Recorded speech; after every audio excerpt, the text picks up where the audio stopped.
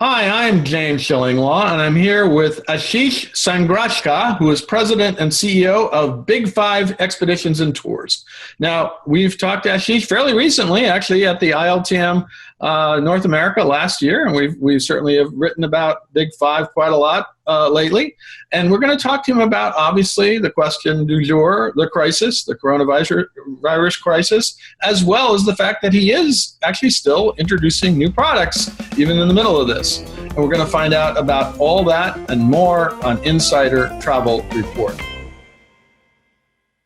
Now, Ashish, first of all, good to see you. How are you and where are you?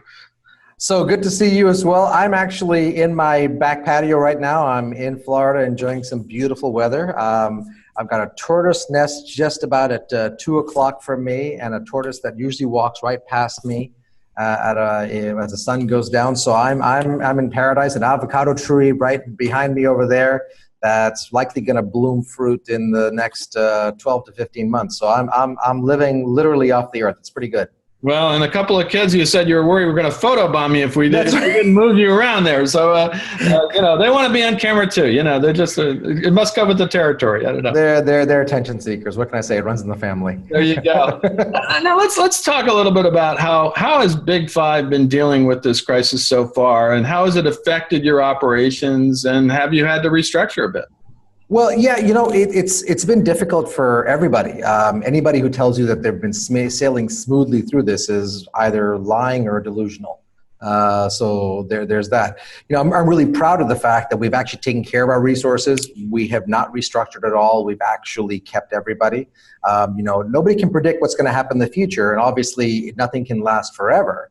But we've taken care of everybody. We've made sure everybody is here. And we're a sound company. We actually, as a matter of fact, today are putting out a trust stability document that actually advisors can use with their clients to show them specific bullet points as to why we're a financially sound company. Something they have in writing that they can show and that spells out. We even went so far as even explaining a whole no gimmicks approach to how we handle deposits. Including, what we do with them, why we collect deposits, what it's for. That way there's no questions, there's nothing else there. So there's three things we focused on here. One was, of course, making sure we retain the entire team. They're my most important asset. The second thing was actually accelerating product development. This was the time for us to focus on training, but to also accelerate some of the things that we really wanted to accomplish this year. This isn't the first or the last downturn. It's definitely the most unique. The worst I've gone through in 30 years. So that's what everybody, and that's what I would say as well. It's the worst that anybody's gone through. But the goal is to come out of it stronger. We want to be in a position where when this does start opening up, and we are starting to see light at the end of the tunnel, we can put our foot on the gas and go. And that's the key thing. So we've been focusing on new product, focusing on new ideas, and we've been focusing on just getting further out of the beaten track as well. So we've been doing good. Stressful days, but definitely optimistic for the future. Yeah. Now, obviously, you've been working with travel advisors on rebooking their clients. Some may be looking for refunds. I don't know. Have you managed to get those customers rebooked to trips that depart later this year or in 2021? So mostly 2021, a few that were later on this year. Very early on in March, one of the things that we wanted to make sure we had was consistency. Where I think advisors get really, really hampered, and I think where their job becomes a lot more difficult than it already is where terms keep changing, where you have one condition one way and then a different condition. So we came out very early on, actually the beginning of March, and said, look, here's how we're doing it. We've already prepaid these deposits. We don't hold money back. We send everything over there because we want to be able to secure guides, drivers, specific hotels. We want this money in the communities. We've built our company based on the fact that we actually want people in communities to thrive with us. So we were very honest, saying, look, the funds have been prepaid out, so we can offer postponements. Here's how we do it. If it's airlines, if it needs to be put in for a refund, we put it in. We walk through step by step. We go to bat for our advisors. If somebody needs certain exceptions of postponing longer than what our terms say, we'll ask and see what we can do to help them. So we've been at their side, but the key thing that we brought to the table is consistency. That since the beginning of March and even until today, we've not changed our terms once. We've updated them to include more months to make sure there's latitude there, but we've been really consistent and giving advisors all the documents they need to be able to go and explain to clients, even to the point where we've even offered that if an advisor has an issue talking to a client, my staff and I will get on the phone with them. We'll talk with the clients together. We don't want advisors to feel like they're alone, especially if you're an independent consultant. If you're an independent contractor, you're at home, sometimes it gets really lonely. And we wanted to make sure that absolutely. Now, are you still selling some trips for later this year and then into 2021? Are you getting bookings? Well, inquiries are starting to come in, and what we're telling people, part of our no gimmicks approach is instead of saying, well, give us a deposit and then we'll give you this in return or whatnot, we're simply taking a very different approach that, we'll get everything held because we have excellent facilities. We can hold space a bit longer. Pay us when you're ready. So if you're not ready to put a deposit down right now, okay, fine, then wait. If we need to wait a month, you want to wait for the border to open, no problem. If a deposit's required because a space is about to go, we'll tell you and then you decide. Ultimately, we want to make sure the clients know that they're always in control. Yeah, that's good advice. Yeah, that's a great idea. Now, for that matter, what is the situation in the places you go to, such as Africa? I hear more about India than anyone else, but I don't know much about Africa, a little bit about South Africa. India, I've heard a lot of stuff about, and the other destinations that you sell, because you're not limited to just Africa and India. How has the coronavirus affected those destinations? So you got to remember, 80% of our destinations are on third world countries. And this is where my finance hat comes on, right? So 80% third world countries. And in these third world countries, in a good year, unemployment sits at 30%, 40%. In a time like this, it balloons to 50, 60%. They can't just print money. While we're printing money here to help ourselves out of this, they're asking the IMF for loan forgiveness, on the money they've taken. So there's a real challenge. The communities are the real key. A lot of the philanthropic projects, sustainable projects, they've dried up. Poaching is on the rise. In the case of India, there is a lot of stimulus coming out, not really much for the tourism industry, right? So specific businesses, but what we've noticed right away is the one part, the crucial part that's left out of the equation a lot is guides. Especially freelance guides in different countries, they're not part of the equation. I would say not that dissimilar to some independent contractor advisors here that feel left out. So with them, what we're noticing is the risk that you run in any country is guides that then find jobs in other industries, call centers, data, whatever the case may be, where then they don't come back to tourism. There's a mass exodus of intellectual property. So we've been focusing in on philanthropic efforts, on staying in touch with guides, on giving guides a purpose, having them talk to advisors, connecting with advisors to make sure they're engaged the whole way so that when people are ready to travel, we're able to take them. Now, for that matter, do you have any date in mind where some of these destinations you're going to begin to offer trips again this year? Yeah, that's the best part is we're starting to see news trickle in. Costa Rica, for example, is floating a June 15th date. Chile is floating a July 1st date. Japan, as I mentioned to you, lifting their state of emergency in more prefectures. Tanzania announced officially that they're open. And they actually have a pretty unique process on how they're approaching. They're actually testing and quarantining people that work in tourism in country before any guest arrives. It's a very different approach. Chile is going the way of immunity passports. So there's a lot of different places. Guatemala said June 30th they're opening. So there's a lot of tentative dates that are set. And what we're noticing now is the dates are looking more and more realistic. Back in March, somebody sets a date. We kind of had a feeling that they would be pushed back. Now we're not. In the case of Egypt, in the case of Morocco, Jordan, we're seeing pushback dates, but that's because Ramadan's on right now. Right. So because of Ramadan, there's an explanation to it. So we're starting to see where they're getting a bit firmer on when they're going to open. And it looks like now whatever date they're having is to give themselves enough time to be prepared for international travel, the screening process and everything else. Yeah, and certainly, as we all know, the cruise lines keep pushing back their dates every month, and it goes back. It went from May to June to July, and now to the end of August. But of course, you have a lot of varied destinations, and to keep track of all those and find out when you're going to be able to get air into it, how if they're accepting visitors without quarantine periods. Is just the regulations is kind of a maze, but I know you're probably keeping track of all those things just to see when you actually can restart travel. We have a daily document that goes out into our office. Our team actually tracks every country we operate in every single day, any status change, whether it's flight operation, border operation. What's really been amazing is we started this by just tracking updates, and we were tracking them by region. Well, now we're rebuilding that entire database, and we're going to be sharing this with advisors, where we're now listing that entire report in ascending orders based on borders opening. Oh, that's as great. we get dates in. That's going to be very useful for travel advisors and communicating to them exactly what the possibilities are and what they can start selling or rebooking. Now, even during all of this, I mean, we just published it today. You've been launching new tour products, as you said. It's a time to actually not to rest on your laurels and start to think of new stuff. And you're always great at doing new stuff. I got to tell you, we talked to you about ILTM about new things then. Let's talk about this newest sort of sustainable product, what you're calling your New Energies collection. What is that? Is it, and when is it launching? I know you have two programs initially in India and Australia, right? Yeah, absolutely. You know, one of the things that we focused on is by continually developing product, we're letting the communities we serve know that we're standing with them. We're not cutting bait and launching new destinations or going anywhere else. We're sticking with them. And at the end of every year, I actually sit with our team and we go over our goals for the following year. What do we want to accomplish? This across the board, launching a collection of programs, alternative energy sourced hotels, in some cases, alternative energy sourced vehicles. I mean, I wish we had Teslas all over the place, but we have to settle for electric Land Rovers in Kenya, for example. We wanted to go with them and start, we saw that as an overriding goal. So when this first came out, we said, you know what, let's accelerate that. When we talk about the universe and nature healing itself and Mother Nature healing itself, we want to accelerate that. So this is a collection of programs dealing with hotels that have really set the bar high on how they handle alternative energy, whether it's solar power, hydro, whatever the case. They can actually claim to be energy independent. In one case, we're using one of the only electric Land Rovers for safaris in Kenya.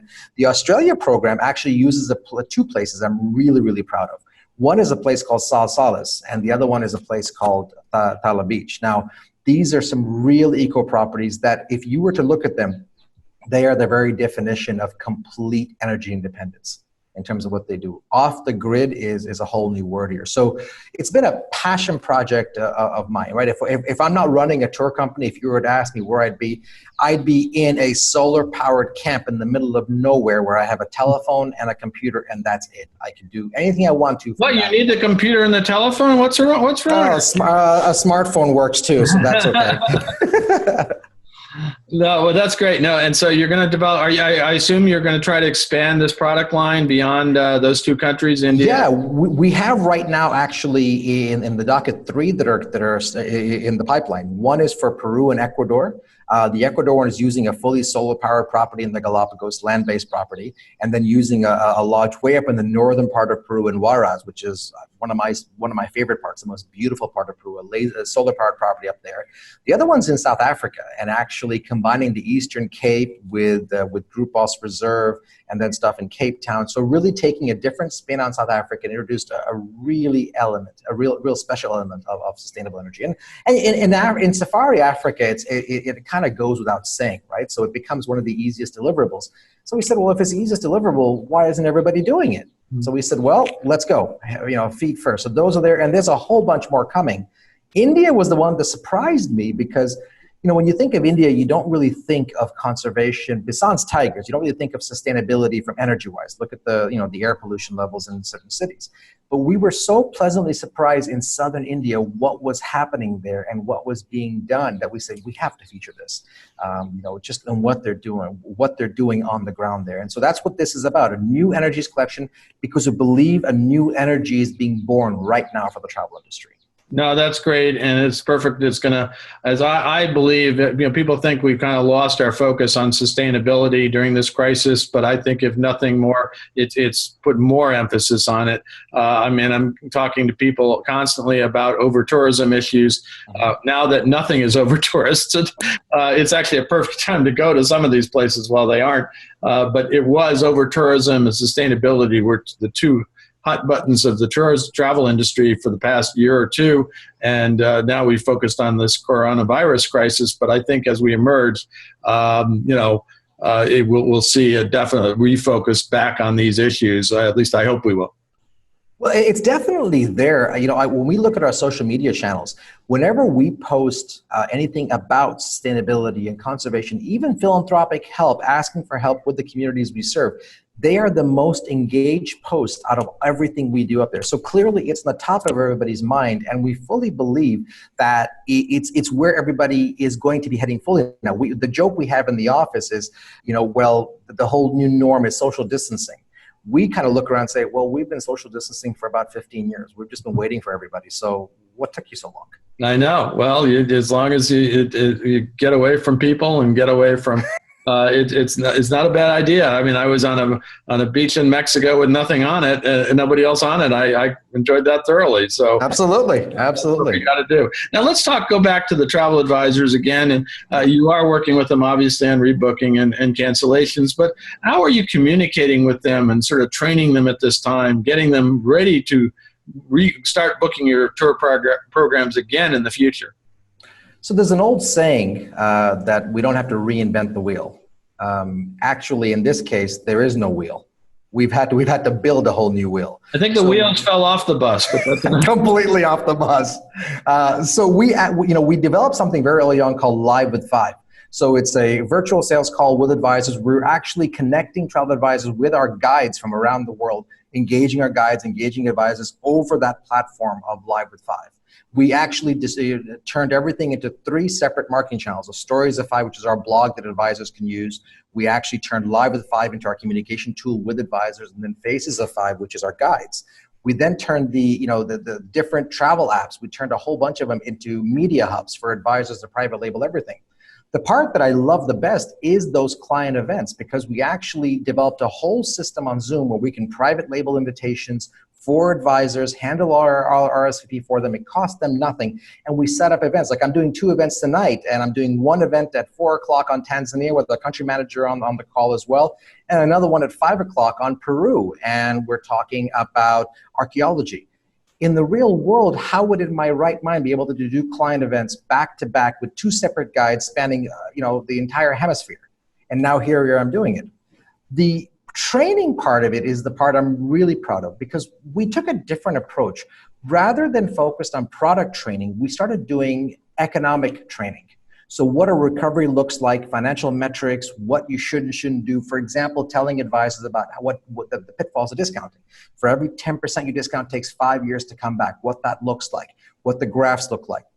Teaching them the monetary policies and how that applies to their business, so that when they do get rebuilt, when this does restart, the product is there, we can talk to them about that, but they've now got a stronger business acumen to be able to make sure they come out of this with their business really built with a much more solid foundation and something that allows them to grow 10 times faster than what they were before. No, that's amazing. I'm sure the travel advisors really appreciate that support. And how should they communicate with you to find out more about those programs if they haven't really taken advantage of them yet? So any of our Zoom calls, if they go onto our website or social channels, all of our links are there for those webinars. And if they want to actually join any one of them, it's really easy. Just send me an email, send my staff an email. We'll get them on that list as well. We actually have another one coming up on June 3rd. And we know it's what's needed because we were planning on doing one of these. And once we did one, we got overwhelming demand for a whole series. So now we're about to do the 3rd one in the beginning of June, and we're doing one every month at the beginning. So if anybody's interested, just have them reach out to me, have them reach out to my team. We'll make sure we're on that list. We don't charge anything for them. We want them to be stronger, because if they're stronger, we're stronger.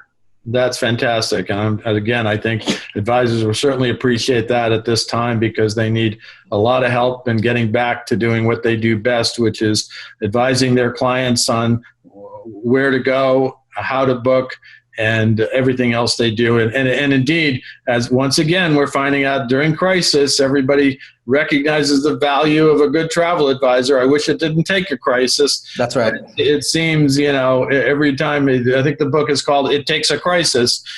That's right.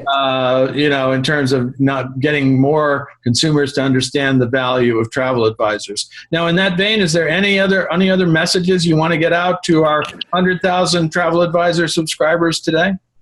There's one singular message. Never again do I want to hear an advisor say, I plan trips. After seeing what I've seen within these communities that are suffering, from children, I found a 2-year-old child in the islands around Colombia that has now COVID, but she suffers from leprosy. A woman that had to walk 15 hours in Peru to go get her youngest son because in February she had money from tourism and in March she was impoverished. I never again want to hear any advisor, whether you work with us or not, to say that you design trips. You do so much more. We as the industry represent the single biggest resistance to poaching, impoverishment, to suffering. We represent the resistance to all of that. Our dollars touch more people around the world than any other industry. And I can tell that from a fact because of the industries I used to analyze with my financial hat on when I was working in that industry. So when we get asked, I never want to have advisors say, I design trips. No. What do? I save the world. Here's how I do it. That's what I want people to say. Well, that's a pretty big role, I got to tell you, and it's an important one that they all got to get back to doing because, as you said, travel is a tremendous economic driver and a force for good in the world, and we all want to get back traveling as quickly as possible. I know you and I are probably dying to get on a plane and get back to the destinations that we love. I'm itching. My first flight's to Bogota, and I'm waiting. Well, that's a place I definitely want to get to. I have not yet done that. I just interviewed the Vice President of Tourism for ProColombia in an earlier interview, and definitely want to get down there. I'll meet you there. We will meet. That's a date. We'll get down there and we'll hang out in Colombia for a little while. Ashish, thank you so much for taking the time to speak with us about what Big Five is doing during this period, about the new products that you're introducing, which is incredible, as well as the tremendous support you're offering to travel advisors, not just about selling your products, but about how to operate differently and emerge from this in a much better shape than they were before. Again, it's great to see you, and hopefully we'll see you live very soon. You too, my friend. Thank you for everything. I'm James Shillinglaw, and this is Insider Travel Report.